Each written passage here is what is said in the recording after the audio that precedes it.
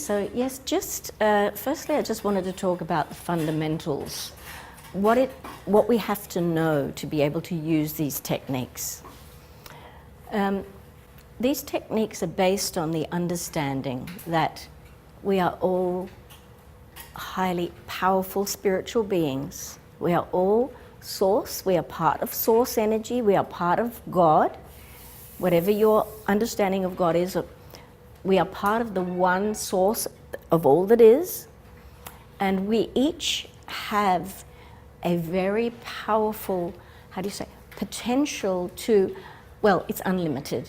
It's unlimited what we can actually do to create what it is we want to experience in this world. We are actually creators. Now, the way we work with these methods is that we understand that we are co-creators. We are all part of Source, God, and we are stepping into our powerful selves as co-creators with the Creator. So knowing that as spiritual beings, as the soul, as spiritual beings, we actually have power over matter. We can manipulate matter. We can rearrange it.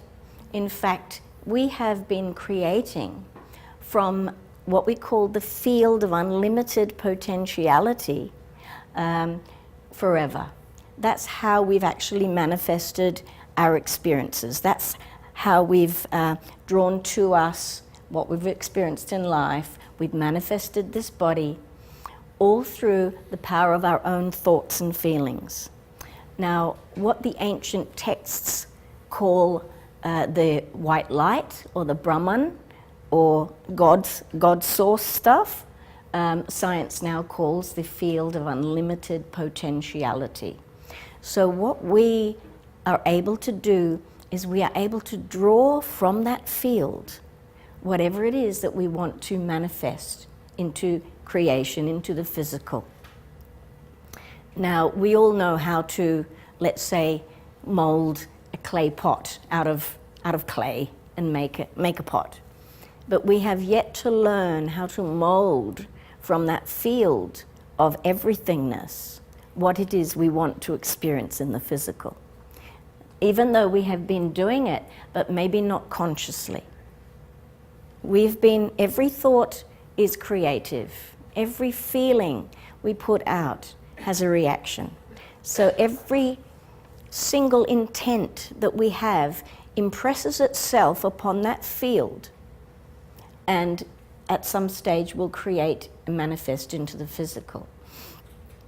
So what we're being asked to do here is to become conscious creators, is to stand in our power and say, this is what I want to experience, and create that.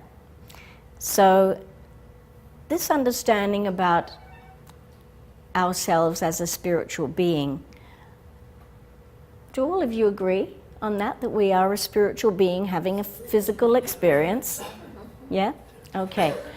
The best description that I've found about the nature of the soul or the spiritual identity has been from the ancient Vedic texts, the Bhagavad Gita, where it explains very clearly the nature of the spiritual self.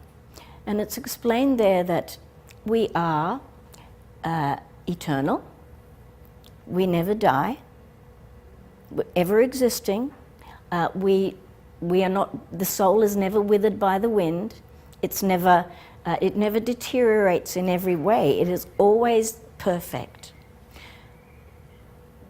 The difference between the soul and the physicality is that you could say that the soul is antimatter.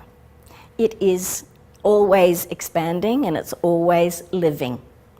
Now, when as a soul, as a spiritual being, we find ourselves in a physical manifestation, we identify with the outer covering. And we take on all of these identities that I am this, I'm a man, I'm a woman, I am smart, I am stupid, you know, all of these identities. And in the Vedic texts, it's explained that there are 5 gross elements of matter: earth, water, fire, air, ether. Even ether is gross, it's physical energy.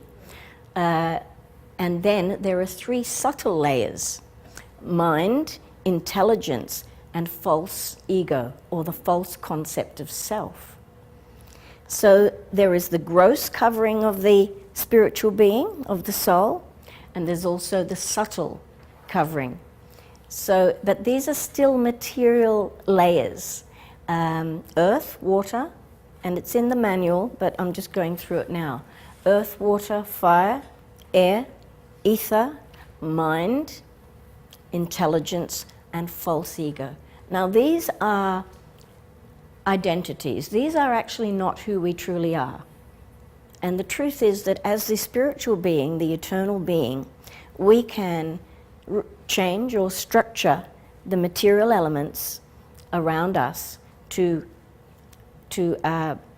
create what it is that we want to be.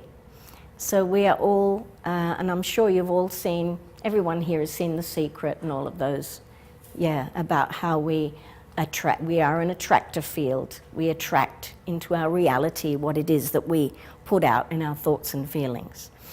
So the soul actually never becomes conditioned by matter, but the consciousness can become covered, or the soul can become covered temporarily by the illusion of the material coverings. So what we're going to be doing is in this, for the process of using the techniques in this course, we're going to be understanding ourselves as spiritual beings. We're going to be stepping into our creator selves as part of God, part of source of all that is. And we're going to be commanding change. Now, we don't ask for change. The reason why we don't ask is that, you know, when you were a child and you said to your mother, "Mum, can I have a cookie?" No, you have to wait till dinner time. So as a child, we've been used to asking for things, and we've been told, no, you can't have. So this, you know, we need to actually stand in that creator part of ourselves and command it. We need to say, it is done, and so it is. Yep. So this is a very important principle with using all of the techniques that you're going to learn today, is that we need to command change.